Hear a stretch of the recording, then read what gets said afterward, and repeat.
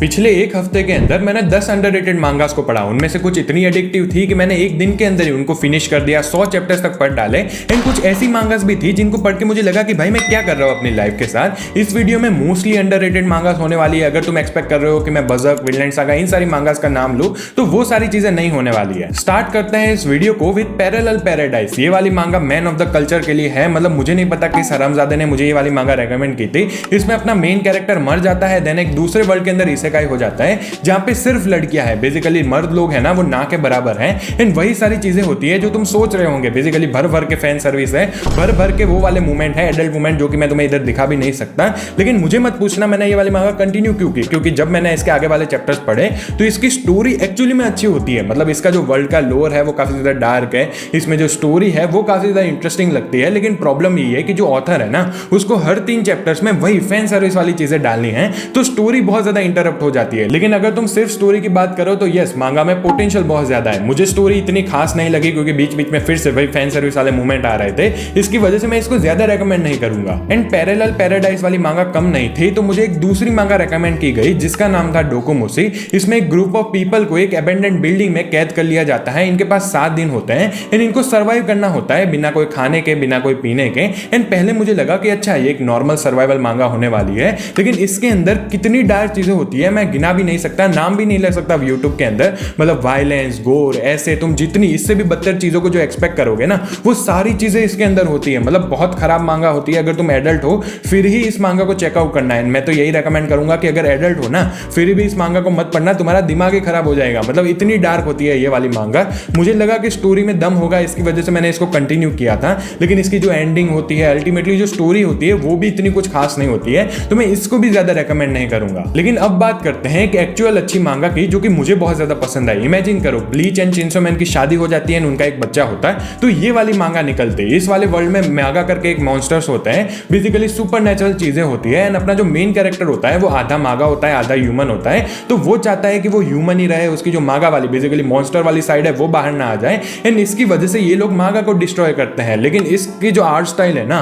भाई one of the best है। मतलब तुम इसके आर्ट को देखोगे तुम्हें सारे कैरेक्टर्स बहुत ज्यादा सेक्सी लगेंगे, तुम्हें सब लोग पसंद आएंगे। मतलब मैं सिर्फ लड़कियों को रेफर नहीं करूंगा, अगर तुम लड़कों को भी देखोगे ना तुम्हें मजा आ जाएगा भाई देख के। मैंने अभी तक इसके 13 चैप्टर्स पढ़े हैं भाई। 13 चैप्टर के अंदर इंसेन पेसिंग है। हमें जो विलन्स है वो ऑलरेडी दिखाए गए हैं एंड इनकी जो फाइट होती है, एक्शन होती है, जैसे मैंने कहा कैरेक्टर, स्टोरी, सारी चीजें बहुत ज्यादा अच्छी है। तो इस वाली मांगा को तो मैं डेफिनेटली रेकमेंड करूंगा। अभी इतनी कियोस एंड डार्क मांगा के बाद एक होलसम मांगा की बात कर लेते हैं जिसका नाम है hi Miya senpai is scary but cute. ये एक रोमांस मांगा है जिसमें अपना मेन कैरेक्टर बहुत ज्यादा शाय होता है, बहुत ज्यादा टिमिड होता है। लेकिन उसकी जो सेनपाई होती है ना बेसिकली सीनियर, वो तुम्हें दूर से बहुत ज्यादा गुस्से वाली लगेगी, बहुत ज्यादा एंग्री लगेगी, लेकिन एक्चुअली में काफी ज्यादा अच्छी एंड काफी ज्यादा क्यूट होती है। एंड जैसे तुम सोच रहे होंगे वही बेसिकली रोमांस मांगा है। इसको मैंने एक्चुअली में 2 महीने पहले पढ़ा था एंड मुझे इतनी पसंद आ गई कि मैंने जापान से भाई इसकी मांगा तक ऑर्डर कर दी। मतलब 1 महीना लगा था इसको आने में, बहुत पैसे भी लगे, लेकिन मुझे बहुत ज्यादा पसंद आई इसकी आर्ट। अगर तुम बहुत सारी रोमांस मांगा को पढ़ते हो तो तुम्हें इतनी यूनिक नहीं लगेगी, लेकिन मैंने ज्यादा रोमांस मांगा को पढ़ के नहीं रखा है तो मुझे सही लगी, तुम इसको चेकआउट कर सकते हो। इसी के साथ अगर मैं एक और होलसम मांगा की बात करूं तो उसका नाम है बॉयज गर्लफ्रेंड। इसमें अपना मेन कैरेक्टर की एक चाइल्डहुड फ्रेंड होती है जो कि टॉम बॉय होती है। एंड भाई टॉम बॉयज किसको नहीं पसंद है, उसको ऑब्वियसली वो लड़की पसंद होती है एंड लड़की भी लड़के को पसंद करती है। स्टार्टिंग में इन दोनों के कैसे इंटरेक्शन होते हैं, बहुत ज्यादा फनी मांगा भी होती है एंड ओवरऑल स्टोरी तुम्हें पसंद आएगी। पेसिंग काफी ज्यादा अच्छी है एंड भाई इसको भी मैंने पूरा खत्म कर दिया था, मुझे बहुत ज्यादा पसंद आई थी।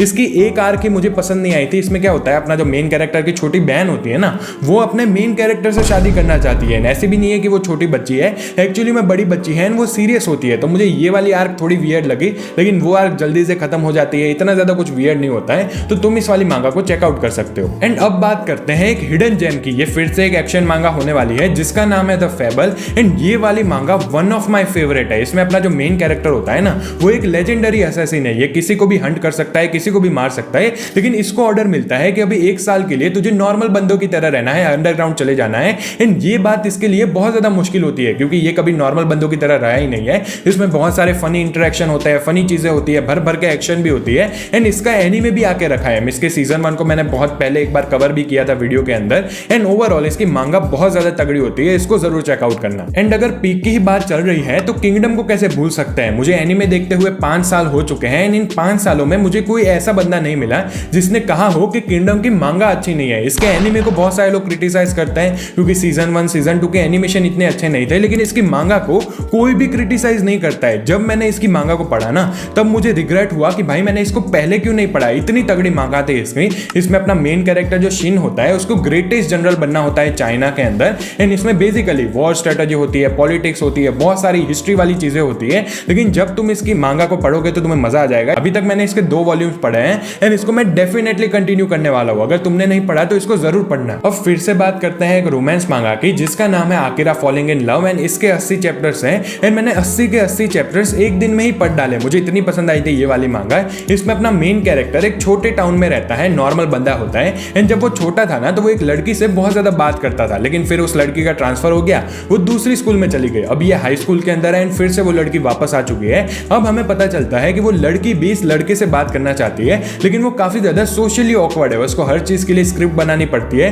बेसिकली पेपर पे लिखना पड़ता है कि मैं क्या करूंगी, कैसे बात करूंगी। एंड ऐसे जाके वो अपने बंदे से बात करने जाती है। एंड इसमें बहुत सारे फनी इंटरेक्शन होते हैं। एंड मैं फनी इंटरेक्शन कहता हूं ना तो एक्चुअली मैं मांगा पढ़ते वक्त इतनी बार हंस रहा था कि तुम पूछो ही मत। इस वाली मांगा बहुत ज्यादा अच्छी होती है, बहुत होलसम होती है। इसमें कोई लव ट्रायंगल नहीं है, कोई बीच में नहीं आता है, इन दोनों की ही चीजें चलती रहती है। एंड जो साइड कैरेक्टर्स है वो भी बहुत ज्यादा स्वीट है, तुम्हें सारे लोग पसंद आएंगे। एंड जैसे मैं कह रहा हूं बहुत ज्यादा चांसेस है तुम एक दिन के अंदर ही इसको खत्म कर दो। वैसे तो इस वीडियो में मैं सिर्फ मांगास को कवर करने वाला था, लेकिन मुझे एक मानवा भी बहुत ज्यादा पसंद आई थी जिसका नाम है अनएम्प्लॉयड गे बाक्सुन। एंड इसको देख के भाई मुझे दिल पे कुछ लगा, मतलब इतनी रिलेटेबल लगी ये वाली मांगा। इसमें हमारी मेन कैरेक्टर एक लड़की होती है जो कि बहुत ज्यादा एवरेज कॉलेज से पास आउट हुई होती है। उसके पास पैसे नहीं होते, कोई सेविंग नहीं होती है। एंड वो पूरे दिन अपने रूम में बैठी हुई गेम खेलती रहती है। एंड ये वाली मांगा इसकी वजह से ही मुझे इतनी रिलेटेबल लगी। इसमें कोई क्रेजी फाइट नहीं है, कोई इंसेन स्टोरी नहीं है, कुछ इतनी इंसेन चीजें नहीं होती है। अपनी मेन कैरेक्टर कैसे बाहर निकलती है, खुद के फियर्स को कैसे ओवरकम करती है,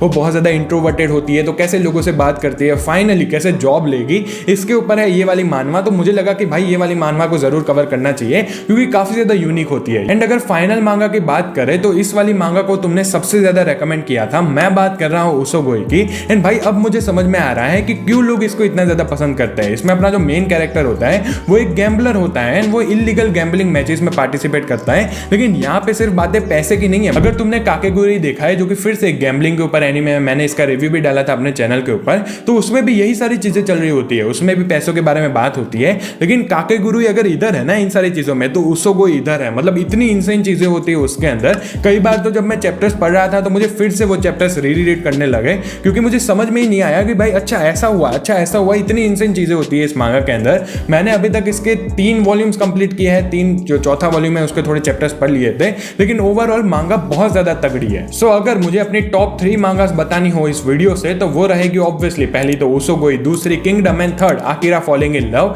ये तीनों मांगा को मैं बहुत ज्यादा रेकमेंड करूंगा तुम्हें। इन तीनों बहुत ज्यादा तगड़ी है। अगर तुम चाहते हो कि मैं इसका पार्ट 2 बनाऊं और कुछ अंडररेटेड मांगा को कवर करूं तो पहले तो कमेंट्स में जरूर बताना कि कौन सी मांगा मुझे पढ़नी चाहिए।